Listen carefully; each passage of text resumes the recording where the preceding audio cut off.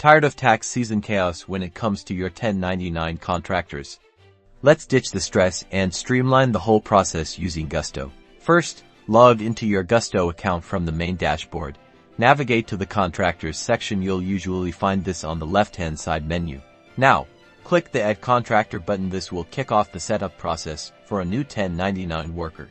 You'll be prompted to enter all the necessary details for your contractor. This includes their full name, email address, physical address, and most importantly, their taxpayer identification number, which is either their social security number or employer identification number. Make sure to collect Form W-9 from each contractor.